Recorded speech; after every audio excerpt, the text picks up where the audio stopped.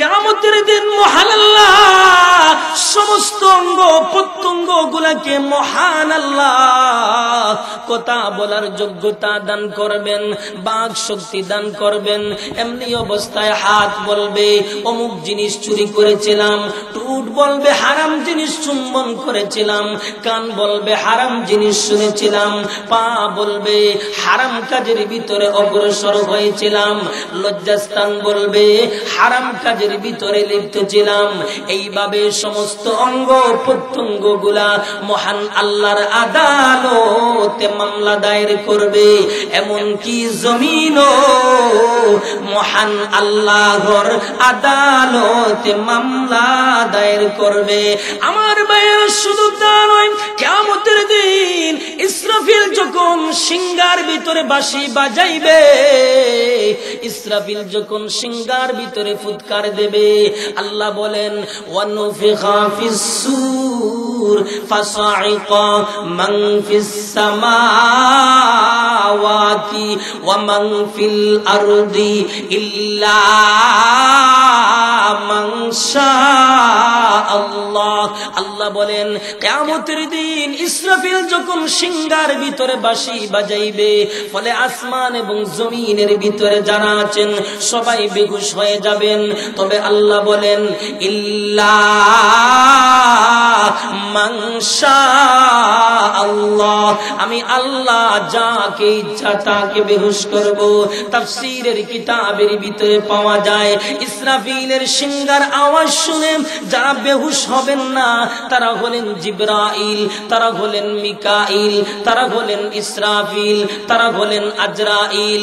আবার কোন বর্ণনায় আরশ বহনকারী ফেরেশতা গণের কথা উল্লেখ করা হয়েছে, তারাও সেই দিন বেহুশ হবেন না। আল্লাহ বলেন ওয়ায়াহমিলু আরশা রাব্বিকা ফাওকাহুম ইয়াওমা ইযিন সামানিয়া। আল্লাহ বলেন কিয়ামতের দিন 8 জন ফেরেশতা মহান আল্লাহর আরশ বহন করে রাখবে। ইসরাফিল যখন সিংহার ভিতরে ফুৎকার দেবে, সিংহার ভিতরে ফুৎকার দেওয়ার পর পরিস্থিতিটা কি হবে? আল্লাহু আকবার।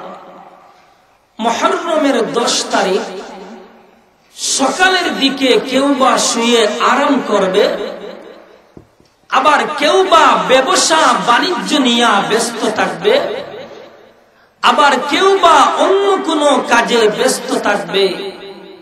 এমন তো অবস্থায় এমন একটি আওয়াজ সবার কানে পৌঁছবে, পূর্ব থেকে পশ্চিম পর্যন্ত যার কানে এই আওয়াজটা পৌঁছবে সবাই অত্যন্ত মনোযোগ সহকারে শুনতে থাকবে, মনোযোগ সহকারে শ্রবণ করতে থাকবে এবং এই আওয়াজটা খুঁজতে থাকবে।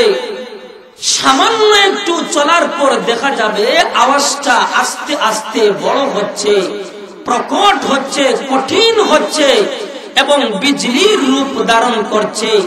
হতে হতে আওয়াজটা এত বড় হবে, এত প্রকট হবে, এত কঠিন হবে, সমস্ত প্রাণী ওই আওয়াজের প্রকটতা সহ্য করতে না পারে।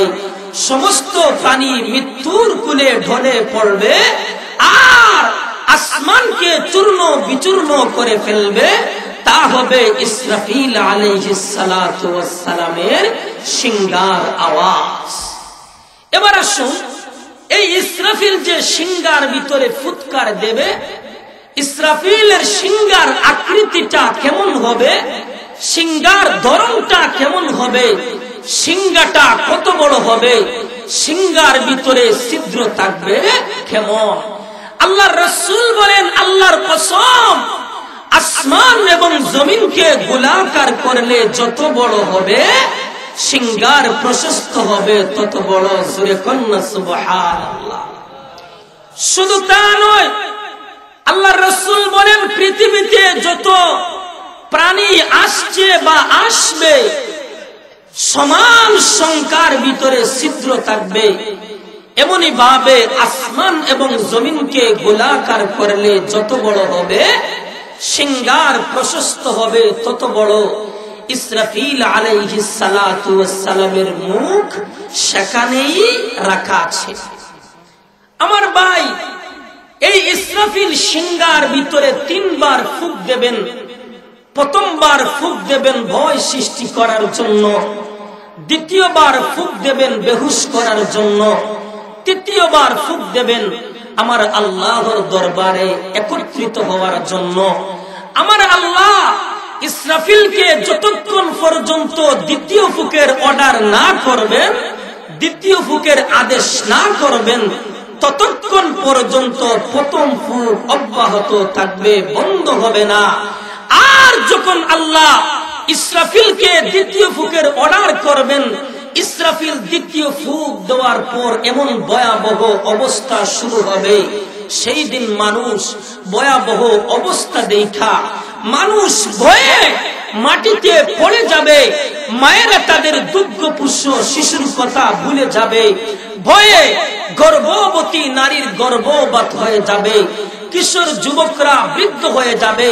শয়তান আত্মরক্ষার জন্য এদিক সেদিক পলায়ন করার চেষ্টা করবে, কিন্তু ফেরেশতারা তাদেরকে পাহাড় করে ফিরে আনবে। জমিনের দিকে তাকাইলে দেখা যাবে জমিন ফাইটা খান খান হয়ে যাচ্ছে, জমিন ফাইটা টুকরা টুকরা হয়ে যাচ্ছে। আসমানের দিকে নজর করলে দেখা যাবে আসমানের কোন অংশ উঠছে, নক্ষত্রগুলা চিটকে পড়ছে, চন্দ্র এবং সূর্যের আলো নিভে যাচ্ছে। আসুন, এজন্য মহান আল্লাহ সূরাতুল ইনফিতারের ভিতরে আল্লাহ তুলে ধরেছেন, ইদাস সামাউ ফাতারাত ওয়া ইদাল কাওয়াকিবু তাতারাত ওয়া ইদাল বিহারু ফুজ্জিরাত ওয়া ইদাল কুবুরু বু'থিরাত। আল্লাহ বলেন ইদাস সামাউ ফাতারাত, যখন আকাশটা বিদীর্ণ হয়ে যাবে, ওয়া ইদাল কাওয়াকিবু তাতারাত, এবং নক্ষত্র সমূহ ঝরে পড়বে, ওয়া ইদাল বিহারু ফুজ্জিরাত, এবং সমুদ্রকে উত্তাল করে তোলা হবে, ওয়া ইদাল কুবুরু বু'থিরাত, এবং কবর সমূহ উন্মোচিত হবে। শুধু তা নয়, কিয়ামতের ভয়াবহ অবস্থা সম্পর্কে আমার আল্লাহ তাম বিশ্বের মানুষদেরকে, তাম দুনিয়ার মানুষদেরকে আমার আল্লাহ সতর্ক এবং সাবধান কইরা স্মরণ করে জানিয়ে দিয়েছেন। এজন্য মহান আল্লাহ মহাগ্রন্থ আল কুরআনুল কারীমের ভিতরে আল্লাহ তুলে ধরেছেন, ইয়া আইয়ুহান নাসু তাকু রাব্বাকুম ইন্না যালযালাতাস সাআতি শাইউন আযীম। এজন্য মহান আল্লাহ তামাম বিশ্বের মানুষদেরকে, তামাম দুনিয়ার মানুষদেরকে আমার আল্লাহ সতর্ক এবং সাবধান কইরা স্মরণ করে জানিয়ে দিয়েছেন। আল্লাহ বলেন, ইয়া আইয়ুহান নাস, ও মানুষ, ইত্তাকু রাব্বাকুম, তোমরা আমি আল্লাহকে ভয় করো। ভয় করার কারণ কি? ভয় করার কারণ হলো ইন্না যালযালাতাস সাআতি শাইউন আযীম। আল্লাহ বলেন, নিশ্চয় কিয়ামতের প্রকম্পন একটু ভয়ঙ্কর ব্যাপার। শুধু তা নয়, আয়াতের দ্বিতীয় অংশের ভিতরে আল্লাহ বলেন, তোমরা সেই দিন প্রত্যক্ষ করে দেখবে। অর্থাৎ কোন দিন? অর্থাৎ কিয়ামতের দিন দেখবে স্তন্যপায়ী মহিলারা তাদের দুগ্ধপুষ্য শিশুর কথা ভুলে যাবে, ভয়ে গর্ভবতী নারীর গর্ভপাত হয়ে যাবে। ওয়াতারান্না নাসা সুকারা ওয়া মা হুম বিসুকারা, এবং মানুষ দেখবে তুমি মাতাল অথচ তারা মাতাল নয়। আল্লাহ বলেন ওয়ালাকিন্না আযাবাল্লাহি শাদীদ, আমি আল্লাহর আযাব বড় শক্ত আযাব, আমি আল্লাহর আযাব বড় সুমহান আযাব। আমার ভাইয়েরা, শুধু তা নয়, কিয়ামতের ভয়াবহ অবস্থা সম্পর্কে মহান আল্লাহ রাব্বুল আলামিন সূরাতুল কিয়ামার ভিতরে আল্লাহ বলেন ফাইদা বারিকাল বাসারু ওয়া খাসাফাল কামারু ওয়া জুমিআশ শামসু ওয়াল কামার। আল্লাহ বলেন যেদিন দৃষ্টি চমকে যাবে আর চন্দ্র জ্যোতিহীন হয়ে যাবে এবং চন্দ্র সূর্যকে একত্রিত করা হবে। অন্যত্র আছে মানুষ তখন বলা বলি শুরু করবে, আজকে পালাবার জায়গা কোথায়? তখন জবাব আসবে, আজকে পালাবার কোনো জায়গা নেই, আজকে পালাবার কোনো সুযোগ নেই, আজকে পালাবার কোনো ব্যবস্থা নেই। আমার ভাইয়েরা, শুধু তা নয়, কিয়ামতের ভয়াবহ অবস্থা সম্পর্কে মহান আল্লাহ রাব্বুল আলামিন সূরাতুল জিলজালের ভিতরে আল্লাহ বলেন ইযা যুলজিলাতিল আরদু জিলজালাহা ওয়া আখরাজাতিল আরদু আথকালাহা ওয়া ক্বালাল ইনসানু মা লাহা ইয়াওমাইযিন তুহাদ্দিসু আখবারাহা। আল্লাহ বলেন নবী গো, স্মরণ করুন সেই সময়ের কথা। কোন সময়ের কথা? উযকুর ইযা যুলজিলাতিল আরদ, কিয়ামতের আগে যখন জমিন ফাটবে। শুধু তা নয় নবী গো, জিলজালাহা, ফাটার মতো ফাটবে গো নবীজি যখন জমিন ফাটবে। ওয়া আখরাজাতিল আরদু আথকালাহা, জমিন তখন বোঝা বের করে দেবে, জমিন তার গোপন তত্ত্ব প্রকাশ করে দেবে। জমিনের ভিতরে কোন দিন কোন জায়গার ভিতরে পাপাচার করেছো, গুনাহের কাজ করেছো, জিনা ব্যভিচার করেছো, সবগুলা জমিন প্রকাশ করে দেবে। এমনি অবস্থায় মানুষ বলবে ওয়াকালাল ইনসানু মা লাহা, মানুষ বলবে আজকে জমিনের কি হলো, জমিন কেন কম্পন সৃষ্টি হলো, জমিন কেন তার বোঝা বের করে দিল। আল্লাহ বলেন ইয়াউমাইযিন তুহাদ্দিসু আখবারাহা, কিয়ামতের দিন জমিন তার খবর বর্ণনা করে দেবে। আমার আল্লাহ জমিনকে মুহাদ্দিস বানিয়ে দেবে। যেমন ভাবে মুহাদ্দিসিনে কেরাম হাদিস বর্ণনা করেন, ঠিক তেমনি ভাবে আল্লাহ জমিনকে মুহাদ্দিস বানিয়ে দেবে। আমার ভাইয়ের, শুধু তা নয়, কিয়ামতের দিন মহান আল্লাহ সমস্ত অঙ্গ প্রত্যঙ্গ গুলাকে মহান আল্লাহ কথা বলার যোগ্যতা দান করবেন, বাক শক্তি দান করবেন।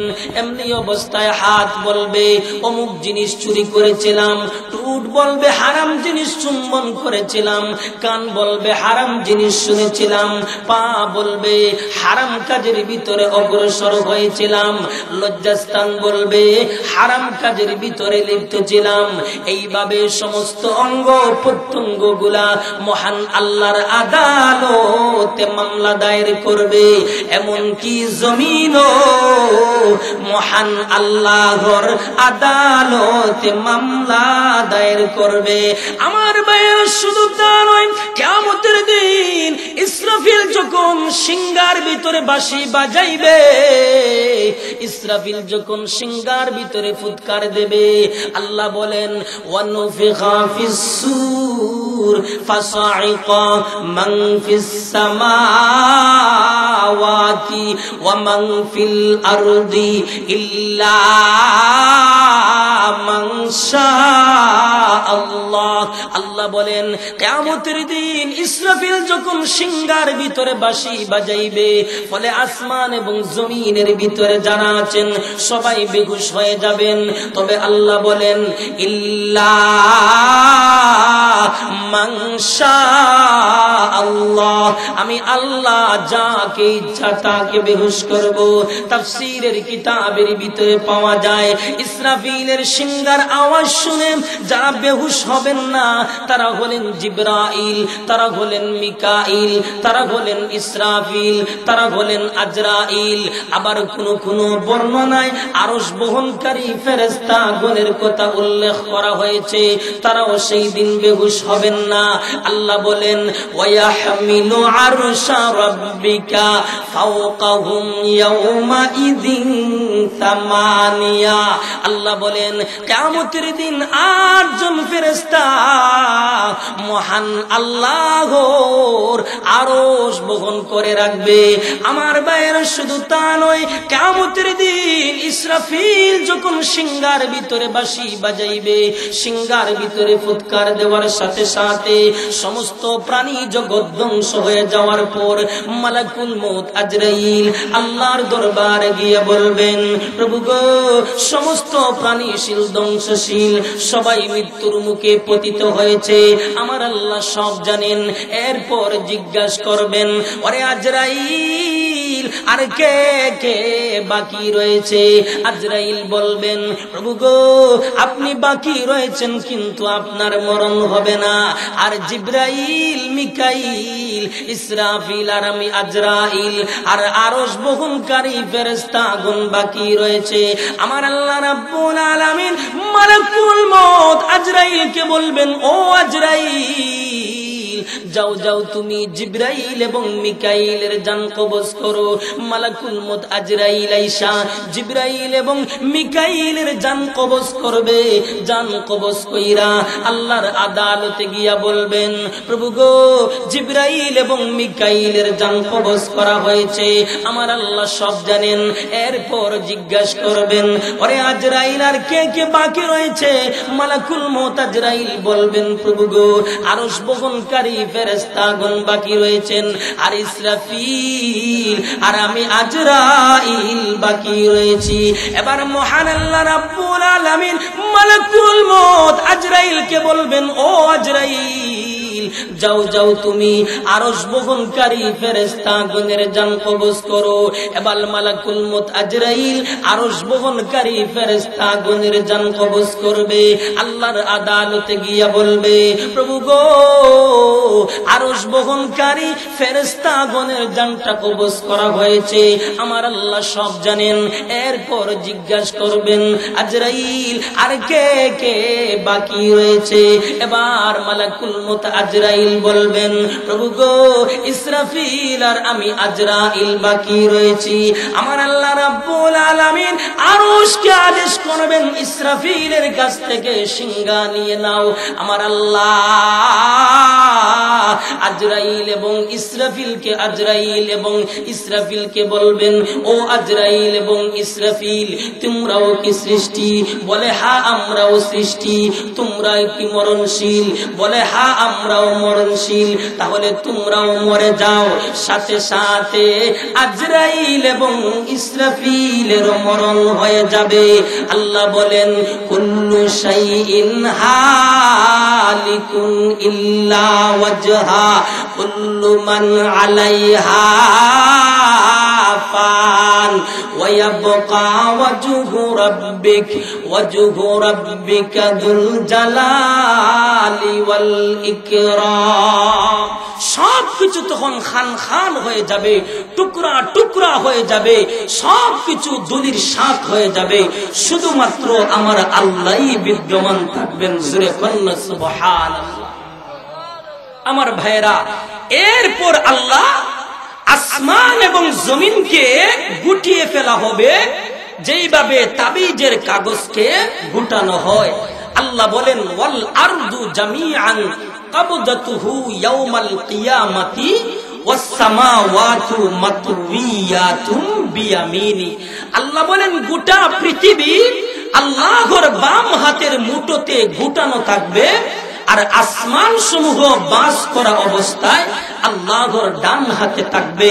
তাফসীর ইবনে কাসিরের ভিতরে লেখা হয় সব মিলে মহান আল্লাহর হাতে সরিষার দানা পরিমাণ হবে। জোরে কন্না সুবহানাল্লাহ। আমার ভাইরা, পৃথিবী এবং আসমানকে আমার আল্লাহ এইভাবে 3 বার গুটানো হবে আর 3 বার খোলা হবে। আমার আল্লাহ নিজেই ঘোষণা করবেন লিমানিল মুলকুল ইয়াউম, আজকের ওই রাজত্ব কার? তখন কেউ কোনো জবাব দেবে না, আমার আল্লাহ তখন নিজেই জবাব দেবেন লিল্লাহিল ওয়াহিদিল কাহ্হার, আজকের ওই রাজত্ব একমাত্র আমি আল্লাহর। জোরে কন্না সুবহানাল্লাহ। আমার ভাইরা, কিয়ামতের দিন মহান আল্লাহ সমগ্র পৃথিবী আল্লাহর বাম হাতে আর আসমান সমূহ বাস করা অবস্থায় আল্লাহর ডান হাতে আইনা বলবেন আনাল মুলক, আজ আমি বাদশা, আজ আমি বাদশা। অতঃপর কেউ কোনো জবাব দেবে না। আল্লাহ বলবেন আইনাল জাব্বারুন ওয়া আইনাল মুতাকাব্বিরুন, আজ প্রতাপশালীরা কোথায়, অহংকারীরা কোথায়, দাম্ভিকরা কোথায়? তখন কেউ কোনো জবাব দেবে না, আমার আল্লাহ তখন নিজেই জবাব দেবেন আল ইয়াউমা তুজজা কুল্লু নাফসিন বিমা কাসাবাত লা যুলমাল ইয়াউম ইন্নাল্লাহা সারিউল হিসাব। আজ প্রত্যেক প্রাণীর তার কৃতকর্মের প্রতিদান দেওয়া হবে। লা যুলমাল ইয়াউম, কোন ধরনের জুলুম করা হবে না, কোন ধরনের নির্যাতন করা হবে না। আমার ভাইরা, শুধু তা নয়, সেই দিন হাসরের ময়দানে এমন ভয়াবহ অবস্থা হবে, হাসরের ময়দানে মানুষ কিন্তু আল্লাহর সামনে খালি গায়ে খালি পায়ে সফ দইরা লাইন দইরা সারিবদ্ধ হইয়া আল্লাহর সামনে উপস্থিত হবে। আল্লাহ বলেন ওয়ারিদু আলা রাব্বিকা সাফফা লাকাদ জিতুমুনা কামা খালাকনাকুম আউওয়ালা মাররা। হাসরের ময়দানে মানুষ আল্লাহর সামনে সফ দইরা লাইন দইরা সারিবদ্ধ হইয়া আল্লাহর সামনে উপস্থিত হবে। আমার আল্লাহ সমস্ত হাসরবাসীকে লক্ষ্য কইরা বলবেন, প্রথম সৃষ্টির সূচনা যেইভাবে হয়েছিল আজ তোমরা আবার সেইভাবে আমার সামনে উপস্থিত হয়েছো। শুধু তা নয়, আম্মা জান আয়েশা বলেন আল্লাহর রাসূল বলেছেন হাসরের ময়দানে মানুষ খালি গায়ে খালি পায়ে খালি হাতে খতনাবিহীন আল্লাহর দরবারে উপস্থিত হবে। আম্মা জান আয়েশা নবীজির জবান মুবারকের কথা শুইনা জিজ্ঞাসা করলেন, ইয়া রাসূলুল্লাহ, ওগো নবীজি, সেই দিন হাসরের ময়দানে পুরুষ এবং মহিলা কি ওইভাবে উঠবে, একজন আরেকজনকে দেখবে, একে অপরকে দেখবে? আল্লাহর রাসূল বলেন, ও আয়েশা, সেই দিন হাসরের ময়দানে এমন ভয়াবহ অবস্থা হবে, সবাই ঊর্ধ্বমুখী অবস্থায় থাকবে, কেউ কারো দিকে তাকানোর কোনো সুযোগ হবে না, এর ইচ্ছাও কারো অন্তরের ভিতরে আসবে না। শুধু তা নয়, আল্লাহর রাসূল বলেন সেই দিন হাসরের ময়দানে সর্বপ্রথম ইব্রাহিম পয়গম্বরকে কাপড় পরিধান করানো হবে। উলামায়ে কেরাম তার কারণ লিখেছেন, ইব্রাহিম পয়গম্বর সর্বপ্রথম দরিদ্রকে কাপড় পরিধান করিয়েছেন। আবার কেউ কেউ বলেন যে নমরুদ গোষ্ঠী ইব্রাহিম পয়গম্বরকে উলঙ্গ কইরা আগুনের ভিতরে নিক্ষেপ করেছিল, সেহেতু ইব্রাহিম পয়গম্বরকে সর্বপ্রথম কাপড় পরিধান করাইয়া সম্মান প্রদর্শন করানো হবে। জোরে কন্না সুবহানাল্লাহ। আমার ভাইরা, শুধু তা নয়, সেই দিন হাসরের ময়দানে সুস্থ সবল অন্তর ছাড়া কোনো কিছুই কাজে আসবে না। আজকে আমরা বিবি বাচ্চার জন্য, ছেলে সন্তানের জন্য, বন্ধু বান্ধবের জন্য আমরা সব কিছু বিসর্জন করে দিতেছি, কিন্তু হাসরের ময়দানে ওরা যখন আমাকে আপনাকে দেখবে তখন কিন্তু মুখ লুকাবে, তখন কিন্তু ভাগবে। আল্লাহ বলেন, ইয়াউমা ইয়াফিরুল মারউ মিন আখিহি ওয়া উম্মিহি ওয়া আবিহি ওয়া সাহিবাতিহি ওয়া বানি লিকুল্লি ইমরিইম মিনহুম ইয়াউমা ইদিন শাআনুন ইউগনি। আল্লাহ বলেন সেদিন ভাগবে। সেদিন বলতে কোন দিন? অর্থাৎ কিয়ামতের দিন ভাগবে। মানুষ তার ভাই থেকে, তার মা থেকে, তার বাবা থেকে, তার ছেলে এবং সন্তানদের কাছ থেকে পলায়ন করবে। সবাই নিজের চিন্তায় নিজে ব্যস্ত থাকবে। একজন আরেকজনকে দেখলে মুখ লুকাবে। সেই দিন লাভবান হবে এবং সফল হবে ওই ব্যক্তি, যেই ব্যক্তি সুস্থ সবল অন্তরে নিয়ে আল্লাহর কাছে আসতে পারবে, আল্লাহর কাছে পৌঁছতে পারবে। আর যেই অন্তরের ভিতরে থাকবে আল্লাহর বিধানের গুরুত্ব, আল্লাহর হুকুমের গুরুত্ব, বিশ্ব নবীর সুন্নতের গুরুত্ব। আসুন, এজন্য মহান আল্লাহ রাব্বুল আলামিন সূরাতুশ শুআরার ভিতরে আল্লাহ বলেন, ইয়াউমা লা ইয়ানফাউ মালুন ওয়ালা বানুন ইল্লা মান আতাল্লাহা বিকলবিন সালিম। এজন্য মহান আল্লাহ রাব্বুল আলামিন সূরাতুশ শুআরার ভিতরে আল্লাহ বলেন, তোমরা সেই দিনকে ভুলে যেও না যেই দিবসে মানুষ সমস্ত ধন সম্পদ এবং জনসম্পদ নিয়ে অহংকার করে, গর্ব করে, তাকাব্বুরি করে, তাতে কোনো কাজে আসবে না। কিন্তু কাজে আসবে এবং লাভবান হবে এবং সফল হবে ওই ব্যক্তি, যেই ব্যক্তি সুস্থ সবল অন্তর নিয়ে আল্লাহর কাছে আসতে পারবে, আল্লাহর কাছে পৌঁছতে পারবে। আর যেই অন্তরের ভিতরেই থাকবে আল্লাহর গুরুত্ব, আল্লাহর বিধানের গুরুত্ব, বিশ্ব নবীর সুন্নতের গুরুত্ব। আমার ভাইয়েরা, এবার যদি সকলে যদি আমরা আল্লাহর বিধান অনুযায়ী যদি চলাফেরা করি, কোরআন অনুযায়ী যদি চলাফেরা করি, নবীর সুন্নাহ অনুযায়ী যদি জীবন যাপন গঠন করি, তাহলে মুসিবতের সময়, বিপদের সময় সমস্ত নবীগণ যখন নফসি নফসি বলতে থাকবে, আমার নবীজি উম্মতের কান্ডারি নবী, শুধুমাত্র উম্মতি উম্মতি বলতে থাকবে। আমার ভাইয়েরা, হাসরের ময়দানে যখন সূর্যটা খুব কাছাকাছি চলে আসবে, নিকটে চলে আসবে, যে যত বড় গুনাহগার হবে, যে যত বড় পাপী হবে, সে তত বেশি গামের ভিতরে থাকবে। কারো গাম থাকবে টাকনু পর্যন্ত, কারো গাম থাকবে হাঁটু পর্যন্ত, আবার কেউ বা গামের ভিতরে ডুবতে থাকবে। এক পর্যায়ে তারা অসহ্য হইয়া বলতে থাকবে, প্রভু গো, ওই গামের আযাব আর সহ্য করতে পারলাম না, তুমি আমাদেরকে জাহান্নামের ভিতরে নিক্ষেপ করো তাও ভালো। শেষ পর্যায়ে সমস্ত হাসরবাসী অস্থির হইয়া, অধৈর্য হইয়া পরস্পর বলা বলি শুরু করবে। আজকের ওই ভয়াবহ গামের আযাব থেকে হেফাজত দেওয়ার জন্য এমন একজন লোক খুঁজে পাওয়া যাবে কি, যিনি আমাদের জন্য মহান আল্লাহর কাছে সুপারিশ করবেন। তখন তারা একজন আরেকজনকে বলবে, ওই ব্যাপারে চলো আমাদের আদি পিতা বাবা পয়গম্বর আদম আলাইহিস সালাতু ওয়াস সালামের কাছে চলো, হয়তো তিনি আমাদের জন্য সুপারিশ করবেন। এবার সমস্ত আসরবাসী আল্লাহর পয়গম্বর আদম আলাইহিস সালাতু ওয়াস সালামের খিদমতে গিয়া বলবেন, ও আদম পয়গম্বর, আপনি দুনিয়ার শুরু থেকে শেষ পর্যন্ত সকল মানুষের পিতা।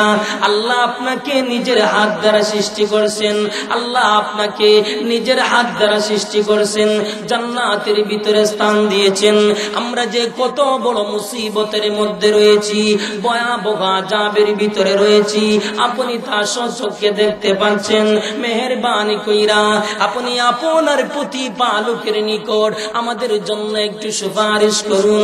আদম পয়গম্বর বলবেন, ও হাসরবাসী, আমার দ্বারা সম্ভব না, তোমরা আমার কাছ থেকে দূর হয়ে যাও, তোমরা চলে যাও পয়গম্বর নূহ আলাইহিস সালাতু ওয়াস সালামের কাছে। এবার সমস্ত আসরবাসী পয়গম্বর নূহ আলাইহিস সালাতু ওয়াস সালামের খিদমতে আয়েশা বলবেন, ইয়া নূহ আনতা আউয়ালুর রুসুল ইলা আহলিল আরদ ওয়া ক্বাদ সাম্মাকাল্লাহু আবদান শাকুরা ইশফা' লানা ইলা রাব্বিক। ও আল্লাহর পয়গম্বর নূহ, আপনি দুনিয়াবাসীর নিকট সর্বপ্রথম রাসূল ছিলেন। মহান আল্লাহ আপনাকে শুকরগুজার বান্দা হিসাবে নির্ধারণ করেছেন, 1000 বছর হায়াত দান করেছেন। আমরা যে কত বড় মুসিবতের মধ্যে রয়েছি, ভয়াবহ আযাবের ভিতরে রয়েছি, আপনি তা সচক্ষে দেখতে পাচ্ছেন। মেহেরবানি কইরা আপনি আপনার প্রতিপালকের নিকট আমাদের জন্য একটু সুপারিশ করুন। নূহ পয়গম্বর বলবেন, ও হাসরবাসী, আজ আমার প্রতিপালক তুই রাগান্বিত। ইতিপূর্বে তিনি কখনো রাগান্বিত হন নাই, আর ভবিষ্যতেও হবে না। আর তোমরা তো জানো মহান আল্লাহ আমাকে একটা দোয়ার সুযোগ দিয়েছেন, কিন্তু আমি সেই দোয়া আমার পুত্রের জন্য বদদুয়া করছিলাম। তাই আমার ভয় হয় আমার দ্বারা সম্ভব না, আমার কাছ থেকে চইলা যাও পয়গম্বর ইব্রাহিমের কাছে। ইব্রাহিম বলবেন আমার দ্বারা সম্ভব না, চলে যাও মূসার কাছে। মূসা বলবেন আমার দ্বারা সম্ভব না, চলে যাও ঈসার কাছে।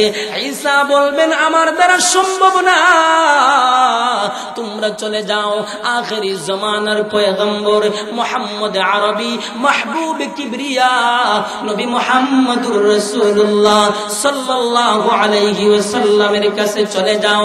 এবার সমস্ত আসরবাসী আমার আপনার নবী, বিশ্ব নবী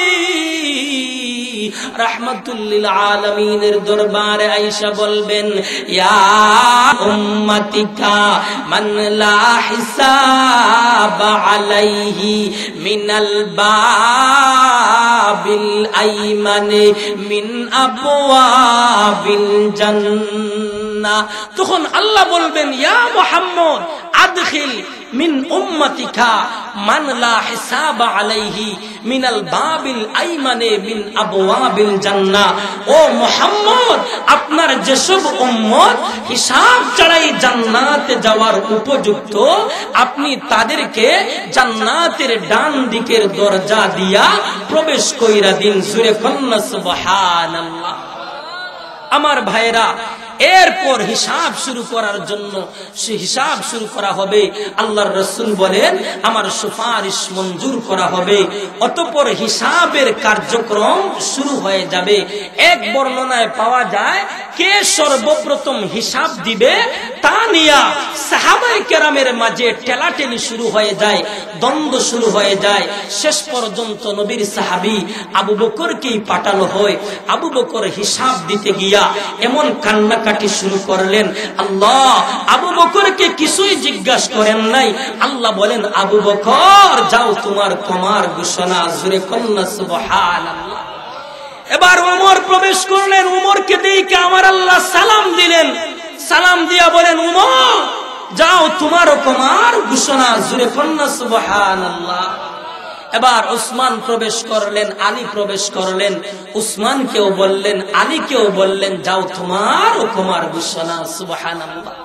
আমার ভাইরা, আমরা এমন একজন দামি নবীর উম্মত, এমন একজন পয়গম্বরের উম্মত, যেই পয়গম্বরের হাসরের ময়দানে এত শান, এত মান, এত মর্যাদা, এত ইজ্জত।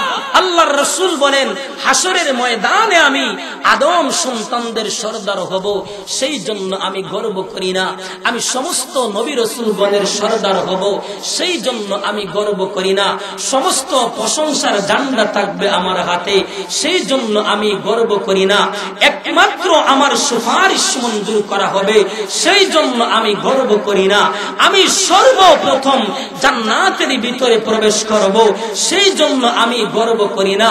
মহান আল্লাহ কিয়ামতের কঠিন ময়দানে আল্লাহ আমাকে হাউজে কাউসার দান করবেন, সেই জন্য আমি গর্ব করি না, সেই জন্য আমি অহংকারীও করি না।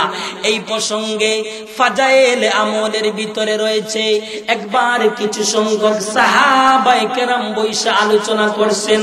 আল্লাহ ইব্রাহিমকে বন্ধু বলে ঘোষণা দিয়েছেন, উপাধি দিয়েছেন খালিল খলিলুল্লাহ। আল্লাহ মূসার সাথে কথা বলেছেন, উপাধি দিয়েছেন কালিমুল্লাহ। আল্লাহ ঈসা পয়গম্বরকে কোন শব্দ দ্বারা সৃষ্টি করেছেন? উপাধি দিয়েছেন রূহুল্লাহ। আল্লাহ সুলাইমান পয়গম্বরকে তো ক্ষমতা দান করেছেন যা পৃথিবীতে অন্য কাউকে তো ক্ষমতা দান করেন নাই। উপাধি দিয়েছেন খলিফাতুল্লাহ। আল্লাহ দাউদ পয়গম্বরকে জাবুর দান করেছেন। এগুলা শুইনা আল্লাহর রাসূল বলেন, ও আমার সাহাবায়ে কেরাম, তোমরা যা আলোচনা করছো তা ঠিক, কিন্তু মনে রাখবা আনা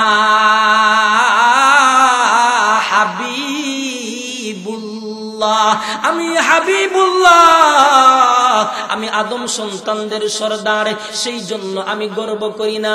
আমি সমস্ত নবী রাসূলগণের সরদার, সেই জন্য আমি গর্ব করি না। কিয়ামতের দিন সমস্ত প্রশংসার ঝান্ডা থাকবে আমার হাতে, সেই জন্য আমি গর্ব করি না। একমাত্র আমার সুপারিশ মঞ্জুর করা হবে, সেই জন্য আমি গর্ব করি না। আমি সর্বপ্রথম জান্নাতের ভিতরে প্রবেশ করব, সেই জন্য আমি গর্ব করি না। মহান আল্লাহ আমাকে হাউজে কাউসার দান করবেন, সেই জন্য আমি গর্ব করি না। এই হবে হাসরের ময়দান আমার নবীজির বিশেষ মর্যাদা, আরো অনেক মর্যাদা। হাসরের ময়দানে আমার নবীজির দেখা যাবে।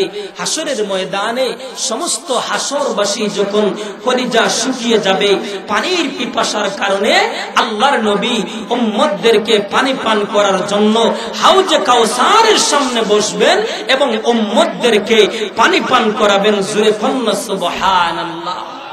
আল্লাহর রাসূল বলেন, হাসরের কঠিন ময়দানে মহান আল্লাহ আমাকে হাউজে কাউসার দান করবেন। আল্লাহ বলেন, ইন্না আ'তাইনাকাল কাউসার, হে নবী নিশ্চয় আমি আল্লাহ আপনাকে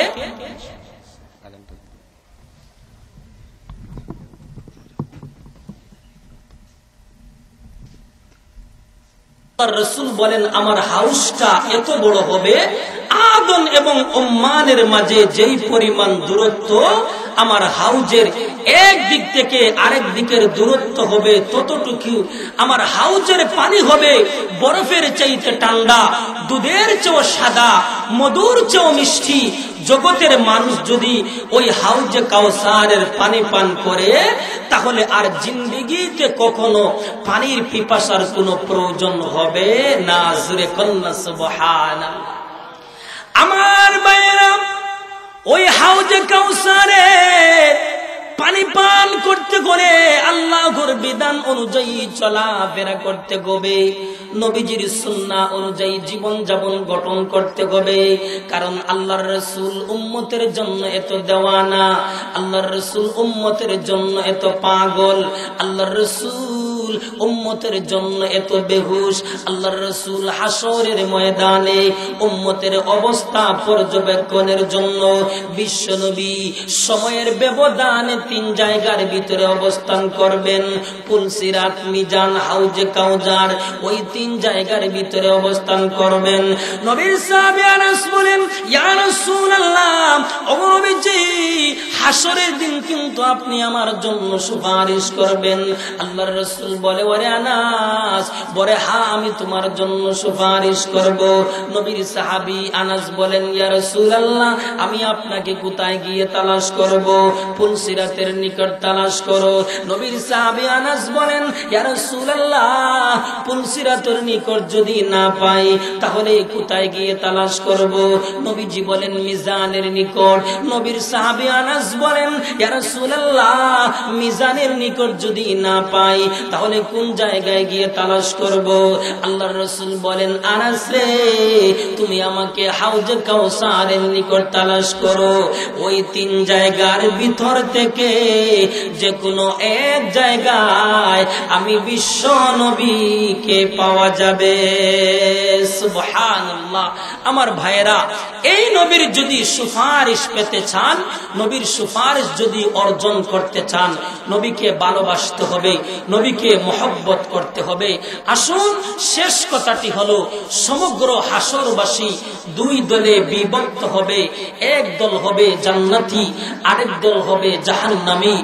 আসুন, আল্লাহ পাক রব্বুল আলামিন আমাদের সকলকে জান্নাতীদের দলের অন্তর্ভুক্ত হইয়া চিরসুখের জায়গা জান্নাতের মেহমান হওয়ার আল্লাহ যেন সকলকে তৌফিক দান করেন। আমিন। ওয়া আখিরু দাওয়ানা আনিল হামদুলিল্লাহি রাব্বিল আলামিন।